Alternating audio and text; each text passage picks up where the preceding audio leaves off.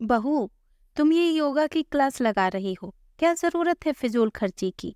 और फिर अभी तुम्हारे बच्चे छोटे हैं, उन्हें कैसे जाओगी छोड़कर? आसी की सास डांटती हुई बोली।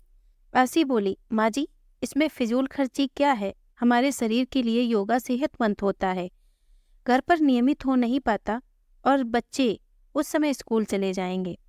माँ जी बोली, ये सब आजकल के फालतू चोचले हैं। हमें तो पति और बच्चों के काम से ही फुर्सत नहीं मिलती थी। औरतों की जिंदगी की अहमियत दूसरों के लिए जीने में ही होती है। हमने तो यही सुना है और किया भी है। हमेशा अपनों की खुशी के बारे में ही सोचा। कभी सोच भी लिया तो स्वार्थी ही समझा जाता था। आजकल तो बस अपने बारे में पहले सोचती हैं। आसी बोली, लेकिन माँ जी, अपने बारे में सोचना गुनाह तो नहीं? आखिर हमारी अपनी भी तो कोई अहमियत है। अपने आप को खुश रखना, स्वस्थ रखना, ये हमारी जिम्मेदारी है। यदि हम खुद को ही खुश या स्वस्थ नहीं रखेंगे तो घर और सदस्यों को कैसे खुश रखेंगे? हम यही सोचकर अपने को नजरअंदाज करके बस परिवार के लिए जीते हैं। फिर वही थकान या घुटन हमें चिड़चिड़ापन बना देती है, जो हम फिर परिवार पर उतारते हैं। अभी कुछ दिनों से मेरे साथ भी ऐसा हो रहा था, तो मेरी सहेली ने सलाह दी, इसीलिए मैंने क्लास लगाई है।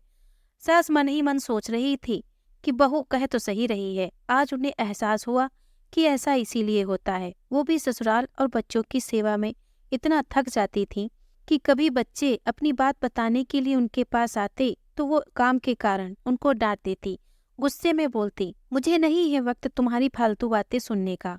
पति कभी कहते कि कभी खुद को भी देख लिया करो, थोड़ा सच संवल कर रहा करो, तो गुस्से में बोल देती, काम कौन करेगा? उन्होंने यही सीखा था कि घर के काम से औरत की पूंछ होती है। इस कारण पति और बच्चे दूर ही रहते हैं और ये उनकी आदत में शामिल हो गया था। इस बात का उन्होंने कभी ध्यान ही नहीं दिया। समय के साथ जिम्मेदारी थोड़ी कम हुई पर रिश्तों में नजदीकी नहीं आ पाई। काश उस समय किसी ने समझाया होता कि अपनी अहमियत समझना भी जरूरी है। क्या हुआ माँ जी, मैं जल्द ही आ जाया करूंगी। आसी बोली, नहीं बहू, तू सही कह रही है। अपने को खुश रखना सबसे पहले जरूरी है।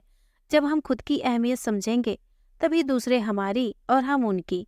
तू कल से चली जाना। आसी अब पहले से खुश थी। एक नई स्फूर्ति आ गई थी। उसमें माँ जी भी अब अपनी अहमियत समझ गई थी। वो भी किटी और भजन मंडली में शामिल हो गई। कल तक जिसे फालतू औरतों के काम समझती थी। दोस्तों, अगर आपको ये कहानी पसंद आई हो तो प्लीज़ इसे लाइक और शेयर करें। अगर आप हमारे चैनल पे नए हैं तो प्लीज़ इसे सब्सक्राइब करें। धन्यवाद।